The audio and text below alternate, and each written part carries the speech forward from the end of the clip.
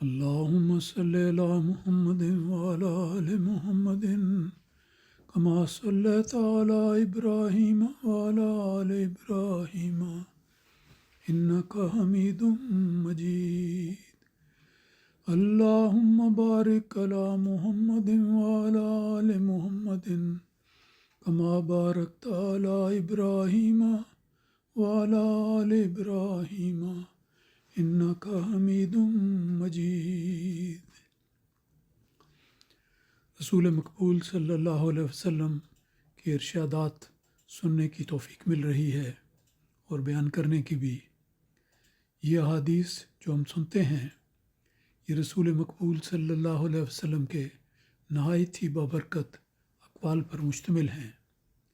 ان اقوال میں بڑی پرمعرفت باتیں، حکمت کی باتیں، نصیحت کی باتیں، رہنمائی کی باتیں اور روزمرہ کی زندگی میں کام آنے والی باتیں ہمیں ملتی ہیں. اور ہر بات یہ دیکھا جائے تو بہت ہی مفید ہے جو رسول اکرم صلی اللہ علیہ وسلم نے اپنے ماننے والوں کی رہنمائی کے لیے عطا فرمائی ہیں. آداب مجالس کے حوالے سے آج کے درس میں پہلی حدیث یہ ہے کہ حضرت ابو موسیٰ اشعری رضی اللہ تعالیٰ عنہ بیان کرتے ہیں کہ حضرت صلی اللہ علیہ وسلم نے فرمایا. کچھ باتیں پہلے ذکر ہو چکی ہیں کل کے درس میں، اس کے بعد یہ نئی حدیث ہے کہ رسول خدا صلی اللہ علیہ وسلم نے فرمایا، جب تم میں سے کوئی ہاتھ میں تیر لے کر مجلس یا بازار میں سے گزرے تو اس کا پھل اپنے ہاتھ میں پکڑ لے تاکہ وہ کسی کو زخمی نہ کر دے. اور پھر راوی بیان کرتے ہیں کہ آپ نے یہ ارشاد تاکید کی غرض سے 3 دفعہ دہرایا. رسول پاک صلی اللہ علیہ وسلم کا یہ مبارک انداز تھا کہ آپ بڑی آہستہ زبان میں ٹھہر ٹھہر کر نصیحت فرماتے اور واضح فرماتے، ایک بات کو مثالیں دیتے اور پھر تاکید کی غرض سے اس ارشاد کو 2 یا 3 دفعہ دہراتے تھے تاکہ بات سننے والوں کی اچھی طرح سمجھ بھی آ جائے اور ان کے ذہن پر نقش ہو جائے اور انہیں اس کے مطابق عمل کرنے کی توفیق ملے. یہ حدیث جو پیش کی گئی ہے اس میں مجلس کا بھی آداب ہے اور عام بازار میں چلتے پھرتے باہر جانے کا بھی ایک ادب بیان کیا گیا کہ جب بھی کوئی شخص باہر جائے تو اس کے ہاتھ میں تیر ہو یا اسی لحاظ سے ہم کہہ سکتے ہیں کوئی نوکدار چیز ہو، کوئی کاٹنے والا آلہ ہو، کوئی چاقو ہو یا چھری ہو، یہ سب چیزیں اس میں آ جاتی ہیں. کوئی بھی ایسی چیز جو دوسرے کو ضرر اور تکلیف دینے والی ہو وہ ہاتھ میں پکڑ کر باہر نہ جائے، کیونکہ ہو سکتا ہے کہ اگر وہ کسی آدمی کے قریب آتا ہے تو غلطی سے وہ پھل یا وہ تیر یا وہ چاقو کسی اور کو لگ جائے اور وہ زخمی ہو جائے. تو بڑی معمولی بات لگتی ہے، لیکن بسا اوقات اخبارات کو دیکھیں تو اسی طرح کے واقعات ہمیں دنیا میں ہوتے نظر آتے ہیں. غلطی سے یہ جان بوجھ کے کسی نے شرارت کی تو کسی کو زخمی کر دیا، رستے میں کوئی تکلیف دہ چیز آئی، پیر پھسلا، کیلے کا چھلکا پھر گرا ہوا ہے، اس کو نہیں ہٹایا، اس پر انسان پھسل گیا تو اس کو چوٹ لگ گئی. تو یہ چھوٹی چھوٹی باتیں جن کو ہم کہتے ہیں کہ چھوٹی ہیں لیکن رسول خدا صلی اللہ علیہ وسلم کی نظر میں یہ بڑی تھی اور اہمیت رکھتی تھی. اس لیے آپ نے یہ نصیحت فرمائی کہ کوئی بھی ایسی چیز جو کسی ساتھی کو، مسافر کو اور دوست کو تکلیف دینے والی ہو، نقصان پہنچانے والی ہو،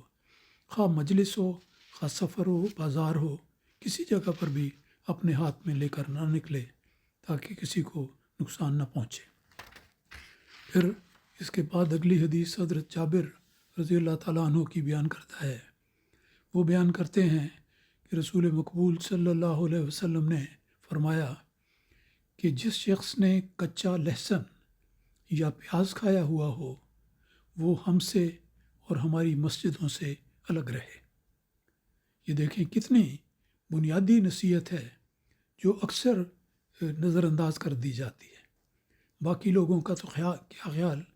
خود اپنے لوگ بھی بعض اوقات اس بات کا خیال نہیں کرتے کہ کچا لہسن کھا کر یا پیاز کھا کر، یا اگر وہ ان کے کھانے کا حصہ ہے تو وہ کھانے میں کھایا، اور اسی طرح جلدی سے کلی کرنا تو لازم ہے اس لیے بھی، لیکن وہ جب مسجد میں آ جاتے ہیں تو پھر وہ لہسن یا پیاز کی بدبو دوسرے نمازیوں کے لیے تکلیف دہ ہوتی ہے۔ اس بات کی بھی نصیحت فرمائی، اور آپ نے یہ فرمایا کہ یہ بدبودار چیزیں کھا کر کوئی شخص ہماری مجلس میں، ہمارے مجمع میں یا مسجد میں نہ آئے۔ تینوں جگہ پہ، مجلس ہو، محفل جمی ہو یا مسجد ہو نماز کے لیے، یا کسی اجلاس کے لیے آئے، تو مسجد میں آتے ہوئے ان ایسی باتوں کو جو بدبودار ہیں ان کو استعمال کرنے کے بعد آنا منع کیا گیا ہے۔ یہ حدیث ایک جگہ بیان ہوئی ہے بخاری میں، اس کے بعد مسلم میں بھی اس کی روایت آتی ہے۔ اس کی روایت کا ترجمہ اس طرح دیا گیا ہے کہ رسول پاک صلی اللہ علیہ وسلم نے فرمایا کہ جس شخص نے بھی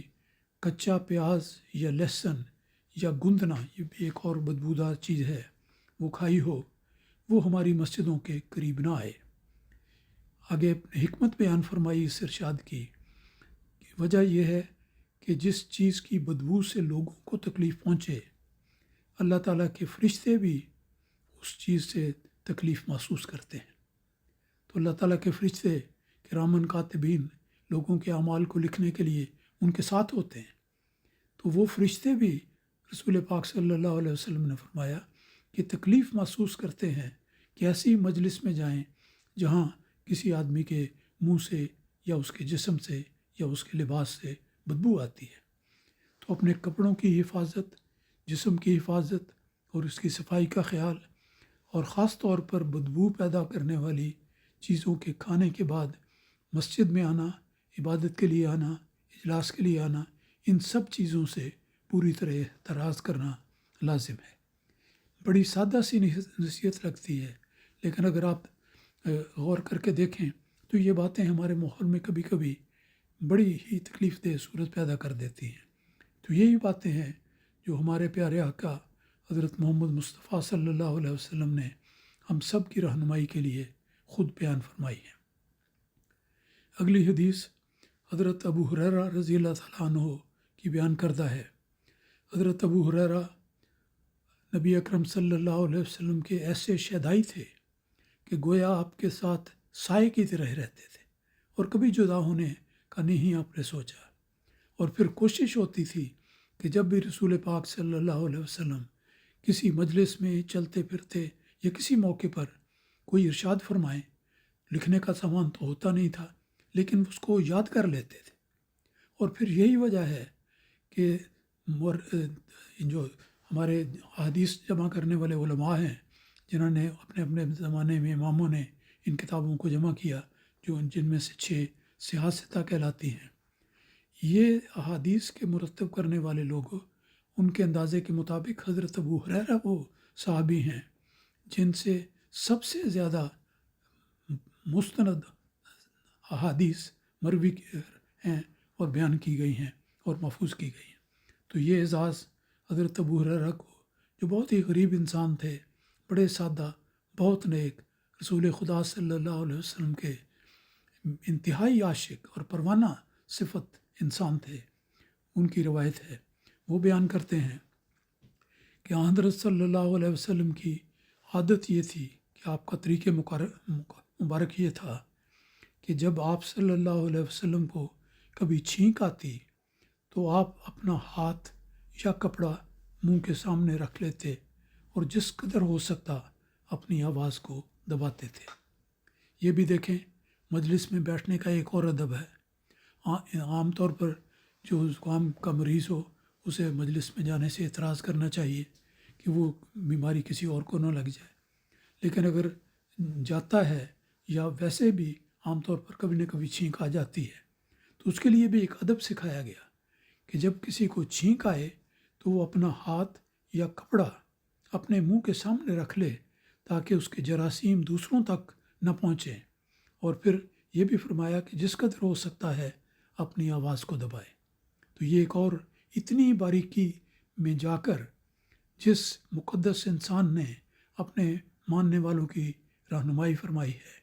وہ ہمارے آقا محمد مصطفیٰ صلی اللہ علیہ وسلم کے علاوہ اور کوئی نہیں۔ دیکھیں باریک باریک باتیں جن کو بظاہر لوگ اس طرح نظر انداز کر دیتے ہیں کہ چھوٹی سی بات ہے، کیا ہوا، یہ نہ ہوا تو وہ ہو گیا، لیکن نہیں،